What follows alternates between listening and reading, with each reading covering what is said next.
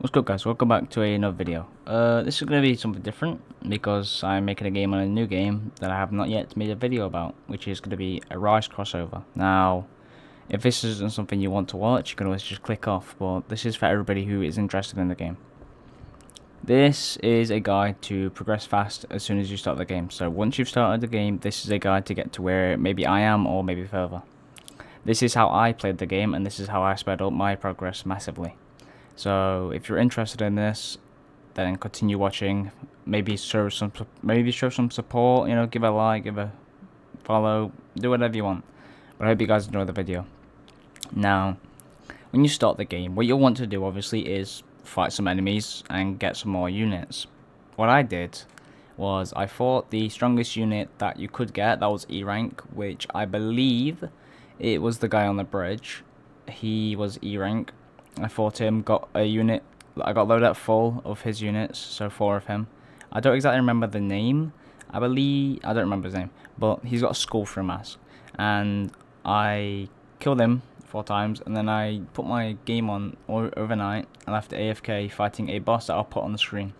This guy was D rank, and I left it to auto rise and also auto attack, so he was killed about 30 times overnight, which gave me a lot of money to buy tools. And it gave me a lot of gems for future use.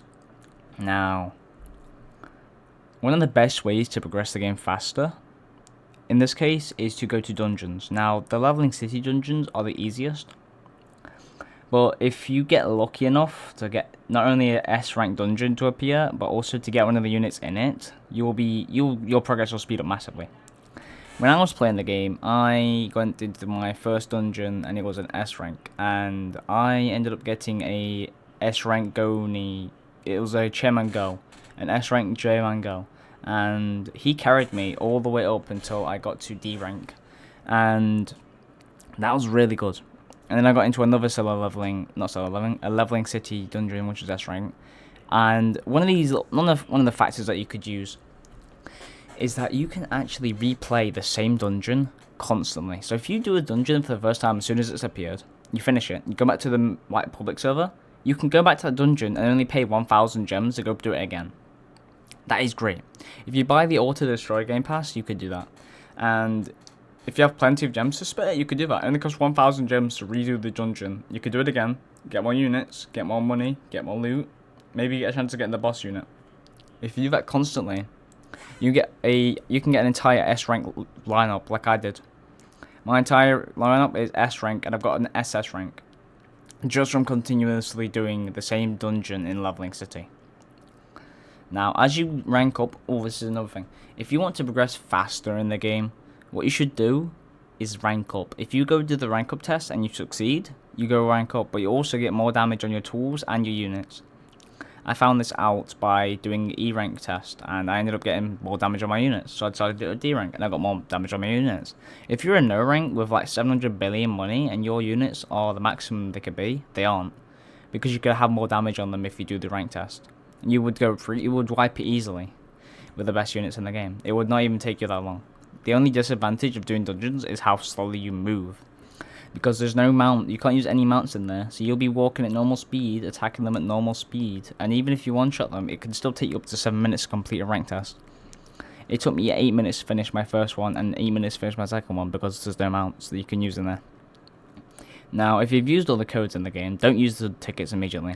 You could save the tickets for when you want to enchant your tools, but the only way to enchant your tools is to get common dust, which you need to go to dungeons for.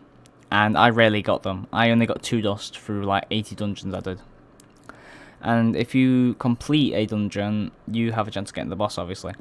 If you want to get a maxed out Igris, you've got to do every single type of dungeon in Leveling City. Now that could take you hours, because it only spawns every half an hour, which means you only have a chance to get it every half an hour. And if you do it every single time, like you do it like 4 times. I did a leveling dungeon 4 times in a row. That means you've had 4 chances, 12 chances to get it. If you do auto rise or just regular rise, 3 chances. That's 12 chances for me. I didn't get it, but if you do get it, that means you can get all the different types, and you can rank it up to SS, which is great. Now, if you really want to go through all the effort of doing that, you could be sitting there for up to like maybe 5-10 minutes just waiting for the dungeons. Well, you could be waiting there for all day, really. You'd have to go through every single type of dungeon, which only happens every half an hour, and it's based on luck. There's no way to decrease a ranked dungeon, so you can only go up, and that's an issue. But like I said, if you want to progress faster in the game, you want to rank up, you want to just go farm a boss overnight and then do every single dungeon you can. But another way I got better was when I had my S ranks and I did the Jeju Island, which is also a really good way to rank up faster because you get ant units, which are not even that strong, but also they're easy to kill. So I've got I had a rank B lineup for a while. That carried me, and what I did was instead of going to the second island after leveling, I skipped to the third, which was Brum Island. Brum Island, the weakest unit is 30 million health, but if your lineup can handle that, you should just sit there for like an hour or so, get loads of money and just buy the best tool there, like I did. And from then on, just grind on that island, leveling up your units to the maximum they can be. I'm not even on the 4th island yet, but I'm still just grinding that island because you can just keep going and it's so easy to level up your units on that island. If you want my personal advice on how to better AFK on the game, what you'll want to do is instead of using auto attack, just use a regular auto clicker because that will activate the Roblox sensors saying, oh, I'm still on this game. That is how I stayed online all night. But the best part about maybe playing the game for a long time is that the longer you play, the more you'll learn about the game. Like, you see all these things where it says a wild mount has appeared. There's no way to know where it's appeared. That's the only problem with it. There's no way to know where it is. And that is a problem because how were we supposed to get the mounts then? But if you use the codes, you get a free mount on both aerial and water. So you got 2 mounts there for free. And end of the day, if you use all the codes, you're going to get a buff anyways. You're going to get a boost at the start. But what you really want to do is take these hints and just make sure that you're going towards the right destination. Because if you're wasting your time on the second island, which you could also just be wasting on the third island and getting better faster, then that means you're just wasting your own time. I only went to the second island to buy the better tools, and I went to the third island and grinded for hours and got the best tools on there.